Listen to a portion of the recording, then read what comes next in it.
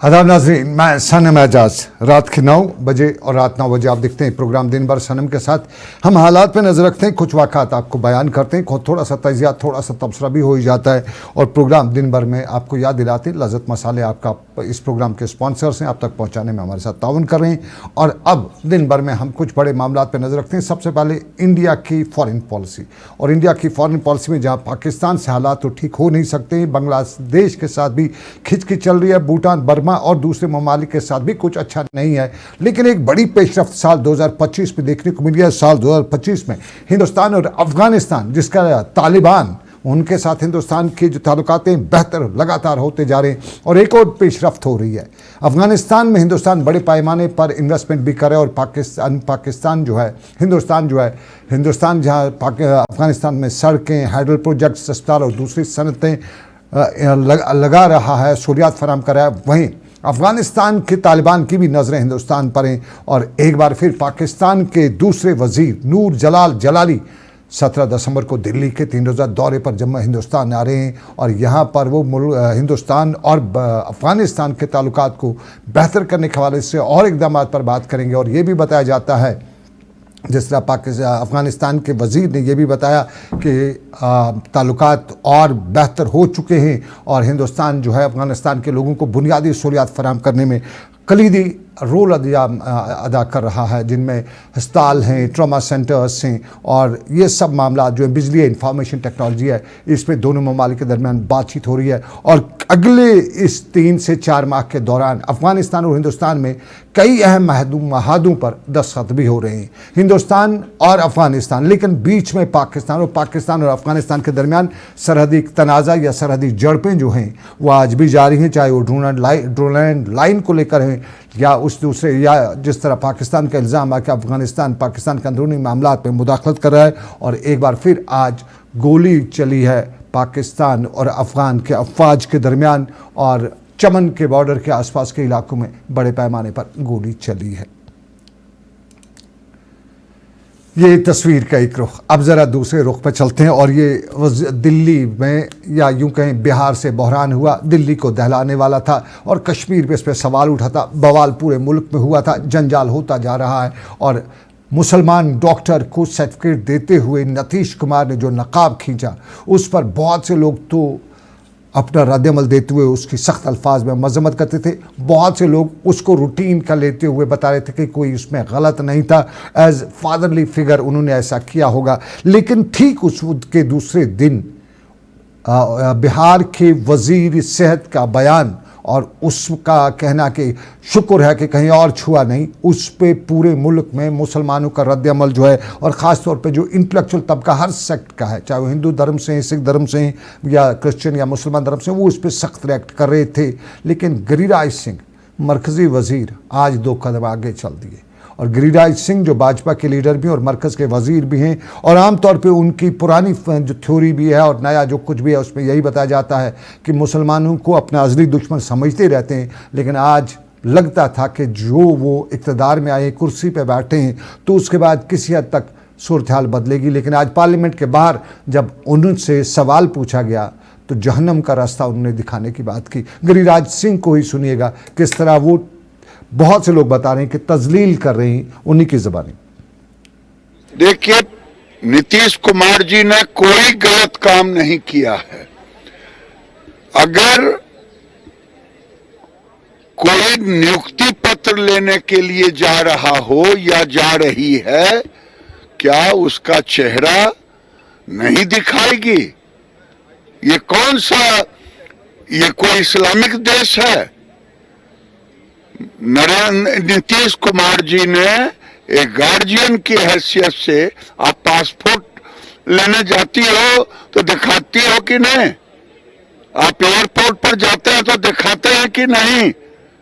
पाकिस्तान और इंग्लिस्तान की बात करते हैं। ये भारत है, भारत में कानून का राज चलेगा।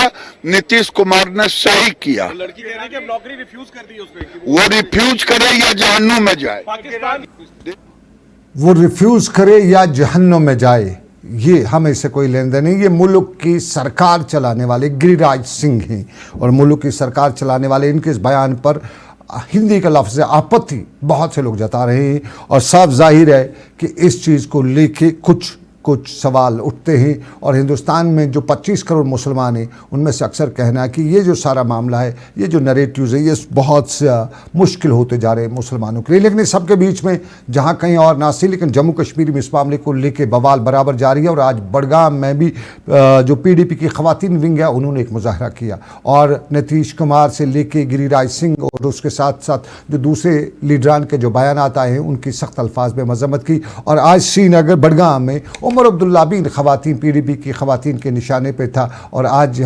जहाँ नीतीश कुमार से माफ़ी मांगने का यहाँ बताया गया, वहीं उमर अब्दुल्ला के कल के बयानात को भी सख्त तनकीद का निशाना बनाते हुए बताया गया कि उमर अब्दुल्ला डाइल्यूट करने की कोशिश करें। वो BJP के साथ जा तो रहे हैं, लेकिन जाते जाते कुछ ऐसे मामलात को डाइल्यूट करते करते अपनी हदें पार कर जाते हैं। ये उमर अब्दुल्ला के हवाले से बड़गाम में लोगों की ख़वातीन का बयान। लेकिन अब आपको अच्छी खबर से बताते चलें, वो सैलाब आया था जम्मू कश्मीर में 2014 में सबसे बड़ा सैलाब आया और उसके बाद 2025 में भी तबाहकुन सैलाब की कारियाँ रहीं। बड़े पैमाने पे बादल फटे, बड़े पैमाने पे नुकसान हुआ और उसके लिए मरकज़ी सरकार ने एक बड़े पैकेज की बात भी की थी। बताया गया था, यहाँ से भी लेके दिल्ली तक बताया गया था कि फ्लड जो आया है उसके लिए रिलीफ पैकेज दिया जाएगा। जो मराकज़ को नुकसान हुआ है, जो सैलाब से नुकसान हुआ है, उसके हवाले से मरकज़ी सरकार ने अपनी ख़ुसूसी टीमें जो हैं वो जम्मू कश्मीर को भेजी थी और टीमों ने अपनी जो रिपोर्ट है वो मरकज़ी सरकार को दे दी है। और आज शाम दिल्ली से बताया जाता है कि वज़ारत दाखिला ने इस रिपोर्ट का भरपूर जायज़ा भी लिया है और इस हवाले से अगले 3-4 दिन काफ़ी अहम है। और इस अहम हवाले से बताया जाता है कि मरकज़ी सरकार 2025 के जो बजट से जो सैलाब आया है इसकी भरपाई के लिए एक पैकेज का ऐलान करने जा रही है और ये पैकेज जम्मू कश्मीर के हवाले से हो सकता है। ये एक रुख तस्वीर का, दूसरा रुख भी दिखाते हैं। और दूसरा रुख आपको याद होगा, साल था 2014 या 2009 और सरहदी ज़िला कुपवाड़ा से गन लाइसेंस स्कैंडल की खबरें आई थी। उसके बाद ये सभी मुल्क के रियासत जम्मू कश्मीर के सभी लगभग ज़िलों तक पहुंचा था और बाद में मालूम हुआ था कि जो साबका फ़ौजी एहलकार है या गैर रियासी बाशिंदे हैं उनको गन लाइसेंस इजरा किए गए हैं। और उस पर फिर CBI ने तहकीकात भी शुरू की थी और CBI की तहकीकात तकरीबन मुकम्मल भी हुई। बताया गया था कि 8 IAS अफसरान को इस हवाले से पूछगछ भी की गई थी। और अब बताया जाता है कि CBI ने तकरीबन 15 सालों बाद अपनी रिपोर्ट जो है, तहकीकात जो है वो मुकम्मल बहुत पहले तो कर रखी है, लेकिन मरकज़ी सरकार से लेकर जम्मू कश्मीर सरकार उस रिपोर्ट को चार्जशीट करने नहीं देने की इजाज़त नहीं दे रही थी। और अब बताया जाता है कि 14 सितंबर को जो जम्मू कश्मीर सरकार ने मरकज़ी वज़ारत दाखिला को चिट्ठी लिखी थी, उसी के जवाब में मरकज़ी वज़ारत दाखिला के हवाले से खबरें आ रही हैं कि गो अहेड कहा गया है और बताया गया है कि CBI जो है इस हवाले से अदालत में चालान अब पेश करे। साफ जाहिर है ये मामला अब अदालत में जाएगा और हो सकता है कि अदालत से किसी न किसी को या कुछ सी को सज़ा हो जाए और ये मामला जो है बड़ा संगीन या बड़ा मामला खेज बनता ही जा रहा है। लेकिन उमर अब्दुल्ला क्या क्या मामले करते हैं ये समझ बहुत कम लोगों को आता है। अक्सर लोग कहते हैं कि वो BJP के साथ जाना चाहते हैं, लेकिन BJP उनको ले नहीं रही है, इसलिए वो मिन्नत समाजत में लगे हुए हैं। और आज का उनका बयान भी या पिछले 4 दिनों के उनके बयान भी अक्सर PDP के ख़ास तौर पर और उनके अपोजिशन की जमातों के लोग कहते हैं कि असल में तो ये BJP के साथ हैं, लेकिन दिखावे में यहाँ बताते हैं कि बीजेपी है, दुश्मन है। अदरवाइज जाना तो सरकार तो BJP के साथ बनाने की कोशिशों में लगे हुए, भाव नहीं दिया जाता है BJP तरफ से। और आज के उनके बयान पर तो वाज़ह तौर पे PDP से लेके दूसरी जमातों ने अपना रद्दमल देते हुए बताया कि असल हकीकत यही है उमर अब्दुल्ला की। क्योंकि आज उमर अब्दुल्ला ने दिल्ली में एक टेलीविज़न चैनल के प्रोग्राम के दौरान इस बात का खुलासा किया कि अगर दिल्ली मुझ पर मेहरबान नहीं होती तो मैं तो घुटनों पे आ गया था, वो मुझे घुटनों पे ला सकती थी, लेकिन खड़ा किया जम्मू कश्मीर के लिए वाफर इमदाद जो है वो वागुजार की। उमर अब्दुल्ला की ज़बानी सुन लीजिएगा। Most other respects, the government of India has actually been very has conducted itself in a way in which they've left me with very, limited scope to complain. We are an economically disadvantaged part of the country. We don't earn as much as we spend on governance. Now, it would be very easy for the government of India to bring my government to its knees. All they had to do was choke us of funds at the end of the year. But they actually did the opposite of that.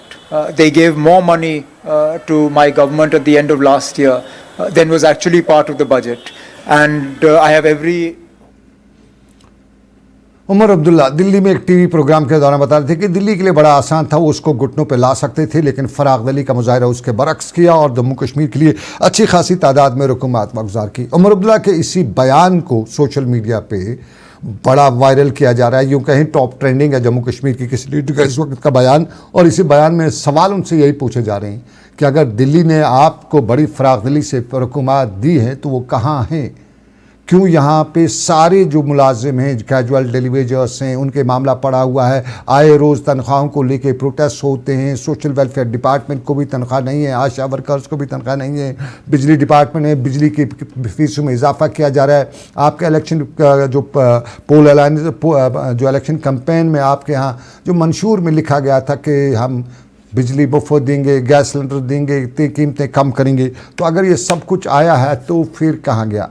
ये लोग पूछ रहे social media पे, और political parties इस पर रद्द-ए-अमल भी दे रही हैं। पॉलिटिकल पार्टीज़ में सुबह सुबह सजाद गनी लोन ने एक लंबा सा ट्वीट लिख डाला और उसमें उमर अब्दुल्ला को सीधा ए टीम बता दिया कि उमर अब्दुल्ला बी टीम ए टीम नहीं है, वो सीधा बीजेपी है, बीजेपी का असली है। और बाद पर उन्होंने एक वीडियो भी जारी किया। अक्सर अब सजाद गनी लोन घर से ही वीडियो जारी करते हैं और इस वीडियो में उन्होंने अपना रद्द-ए-अमल देते हुए बताया कि वज़ीर आला उमर अब्दुल्ला को याद रखना चाहिए कि अब वो ये वज़ीर आला नहीं है जो इंतखाबात के दौरान बीजेपी सबको बीजेपी का एजेंट करार देकर उनके ख़िलाफ़ तौहीन आमेज़ ज़ुबान इस्तेमाल करते थे। और आज उन्होंने बताया कि अगर झुकना ही था उमर साहब तो कम ज़िल्लत-अमेज़ तरीका भी हो सकता था। और उन्होंने पहले ट्वीट में लिखा कि कश्मीरियों के लिए सबक है कि इस वो गलत फहमी में मुब्तला ना रहें कि नेशनल कॉन्फ्रेंस बीजेपी के ख़िलाफ़ लड़ेगी, बल्कि हकीकत बकौल सजाद लोन यही है कि उमर अब्दुल्ला और दिल्ली के दरमियान फिक्सड मैच है। और ये वज़ीर आला जो रोज़ाना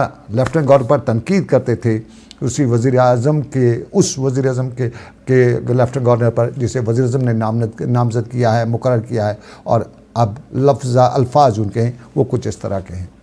अब आज वुशु पन्ने CM Soban Omar Abdullah Soban interview Indian express पे। इंडियन एक्सप्रेस मुल्क हिंदुस्तान का वारिया बोड़ अखबार अंग्रेज पे छपान, तथ उमो अंग्रेज पे वीडियोस पे इंटरव्यू तो पाई कि यह रिवायत नेशनल कॉन्फ्रेंस कि कशिर पे अलग इंटरव्यू दिवा, अंग्रेज पे अलग इंटरव्यू दिवा। अंग्रेज पे सोन सीएम साहब वन कि मोदी जी मे कह शिकायत खतर कह गुंजाइश दस कि मोदी जी हसा दुत जम्मू कश्मीर खतर तूत फंड यूत शायद शेयर उस कि तम ज्यादा दुत वैसे वुच मे तिस डेवलपमेंटा कह तुम फंडन पे कर पत कत बह वन अमिस पे सीएम साहबस कि हकीकत वन तो आज गो अख वरी हेर पे बोन तुम तुक 24 घंटे वन मे नसा दिवान कमी कर मरकज मे हसा LG साहब थोमुत तो सह कमी दिवान कर, चाहे एज रिलैक्सेशन चाहे रिजर्वेशन चाहे डिमोलिशन हर जाए वोनू तुम कि ना मे दिवान LG साहब कम कर। मे वनता उमर साहबा सीएम साहबा हकीकत बड़ मतलब बड़ एजद सान तहजीब सान प्रसाव तुम ये LG साहब ना अमी मोदी जी सोजमुत यह कित पे जब्त कि LG साहब आ खराब तो मोदी साहब आ LG साहब मा चोरमुत लुको यह मोदी जी सोजमुत यह ना ती करा ये मोदी जी अमिस वनान। सजाद गनी लोन का एक बड़ा वीडियो, लंबा वीडियो, उस वीडियो में वो बराह रास्त उमर अब्दुल्ला को तनकीद का निशाना बनाते हुए उन्हें बीजेपी का ए प्लेयर बताते हुए बता रहे हैं कि फिक्सड मैच है। और अब ज़रा नाज़रीन बताते चलें और भी गम है सियासत में बीजेपी के अलावा, और इसी में जनूबी कश्मीर का पुलवामा का पुरछल और लाजूरा के 2 गाँव, और यहाँ पर मुकामी लोग इल्ज़ाम आयद करते हुए आज बता रहे थे कि उनके इलाके की बागाती ज़मीन में फोर्सेस का कैंप बनाए जाने की तजवीज़ है और इससे उनके इलाके का रोज़गार मुतासिर होगा। ये खबरें कल भी चली थी और आज इन्हीं खबरों के पस मंज़र में महबूबा मुफ्ती और वहीदुर्रहमान पर्रा ने दोनों ने इलाके का दौरा किया और मुकामी लोगों के मामलात को सुनने की कोशिश की। और इस मौके पर महबूबा मुफ्ती से मुकामी लोगों ने बताया कि वो इस मामले में मुदाखलत करें और उस फैसले को तब्दील करें। ताहम महबूबा मुफ्ती ने भी यहाँ मीडिया से बात करते बताया कि ज़मीन ज़रखेज़ है, सेब के बागात हैं, गाँव के बीचों बीच है और अब इसको किसी फोर्सेस कैंप के हवाले करना सही कदम नहीं है। और उन्होंने बताया कि उमर अब्दुल्ला इस मामले में फौरी मुदाखलत करें और वो भी कोशिश करेंगे कि मामला मरकज़ी वजारत के साथ उठाकर यहाँ सिक्योरिटी फोर्सेस कैंप ना लगाने दिया जाए। महबूबा मुफ्ती, पुलवामा में ये मैंने देखा, ये जो पुसल में ये पहाड़ी यहाँ पर है, यहाँ पर आपने देखे कितने पेड़ हैं, सेब के पेड़ हैं, बादाम के पेड़ हैं, और यहाँ लोगों का जब सैलाब आता है तो ये उनके बचने की जगह होती है। तो ऐसे में इस इतनी जरखे जमीन को बीएसएफ को दे देना इस तरह, वो भी गांव के बीचों बीच, तो ये तो अच्छा नहीं होता। सिक्योरिटी फोर्सेस को गांव के बीचों बीच पहले तो रहना नहीं चाहिए। दूसरी, ये जरखे जमीन है, बेरोजगारी दिन ब दिन बढ़ रही है। यहाँ आपने देखा कि यहाँ हॉर्टिकल्चर के हवाले से लोग अपना थोड़ा बहुत कारोबार भी करते होंगे, और 100 साल से ज्यादा ये जमीन इन लोगों के पास है। तो इस तरह से, इसीलिए हमने एक बिल भी लाया था जिसको हमने सोचा था यहाँ की जो जमीन है वो यहाँ के लोगों के लिए महफूज की जाए, ताकि स्ट्रेटेजिक एरिया के नाम पे सिक्योरिटी फोर्सेस या दूसरों को उस पे अपने कैंप बनाने का मौका नहीं मिले। पर बदकिस्मती से उमर साहब ने कहा कि आप जो है जमीन चोरों के लिए आपने ये बिल लाया है। मुझे नहीं लगता है कश्मीर के या जम्मू के लोग जमीन चोर हैं, ये उनका हक बनता है। तो आबादी बढ़ने, महबूबा मुफ्ती पुलवामा में और जनूबी कश्मीर में ज़मीन के मामले को लेकर एक बार फिर यूँ कहें बड़े अरसे के बाद हालात जो हैं सड़कों पे पहुंच रहे हैं। कल भी हमने आपको बताया कि जनूबी कश्मीर के पुलवामा शोपियान के इलाकों में भी रेलवे ट्रैक के मामले में जो ज़मीन की निशानदेही की जा रही है उस पर लोगों में गम गुस्सा पाया जा रहा है। और आज श्रीनगर में वही जो डीडीसी मेंबर हैं राजा वहीद, वो भी पहुंचे हुए थे। राजा वहीद अपने मुकामी लोगों के साथ यहाँ पे पहुंचते हुए एहतजाज करते हुए बता रहे थे कि उनकी जो ज़मीन है, बाग ज़मीन है, उनकी जो बाकी जो फर्टाइल ज़मीन है उसको रेलवे के हवाले किया जा रहा है ताकि वहाँ से रेल निकाला जाए।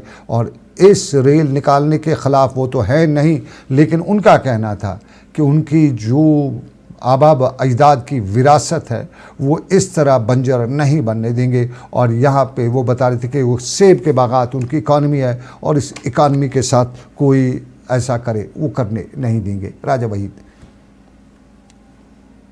नाम राजा वहीद है, मैं डीडीसी मेंबर हूँ। शोपियान सेकंड मेरी कॉन्स्टिट्यूंसी पड़ती है। तो सर मेरा इलाका जो है कीगाम जो तहसील है उसके आसपास जो गांव है वहाँ से कल एक हम कंट्रैक्टर कहें या और कुछ कहें आए बागात में, तो उन्होंने वहाँ से निशानात देना शुरू किया। तो हमने जब पूछा उन्होंने कहा कि यहाँ से रेलवे ट्रैक आता है, तो मतलब ट्रैक बनने जा रहा है।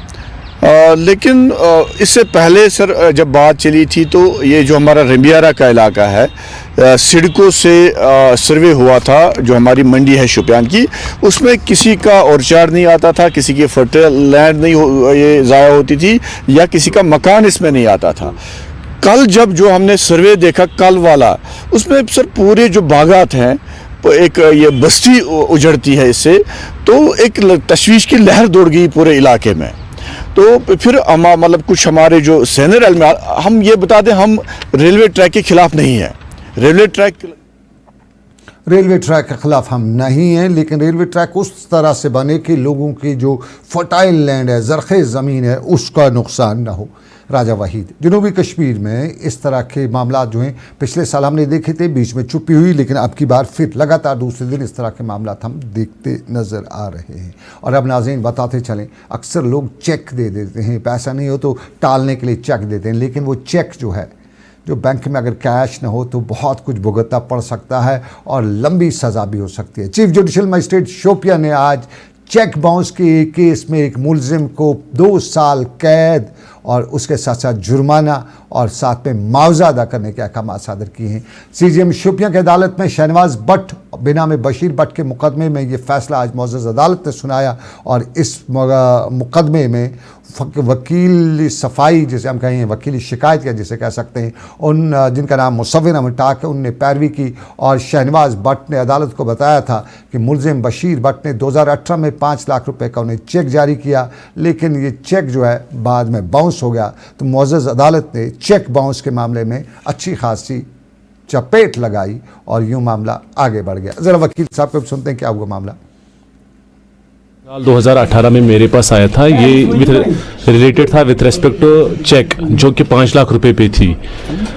तो हमने पहले इसमें लीगल नोटिस मुलजिम के खिलाफ भेजी थी, तो उसने कोई रिप्लाई नहीं दिया। फिर माह बाद हमने इसमें एक कंप्लेंट दायर की 2018 में, और तब से ये ट्रायल चल रही थी और कल इसमें फ़ैसला आया।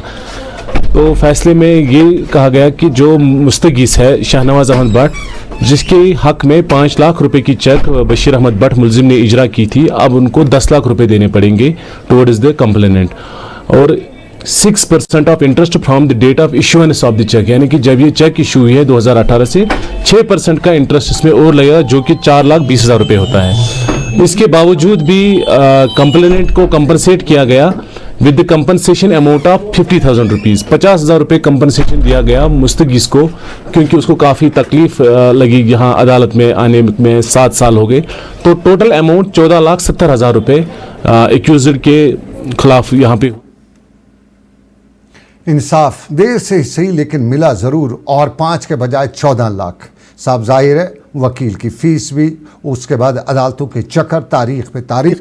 तो ये मौजूद अदालत का फ़ैसला जो है, इस तरह के फ़ैसले जब आ जाते हैं तो बहुत से लोग फिर डरना भी शुरू कर जाते हैं, इस तरह के नहीं करते हैं। लेकिन डर है जनूबी कश्मीर के अनंतनाग के इलाके में, वहाँ वाइल्ड लाइफ नीचे इलाकों में आ रही है। और कल शाम भी तेंदुए ने खिरम सरी गुफारा में एक बच्ची की जान ली है।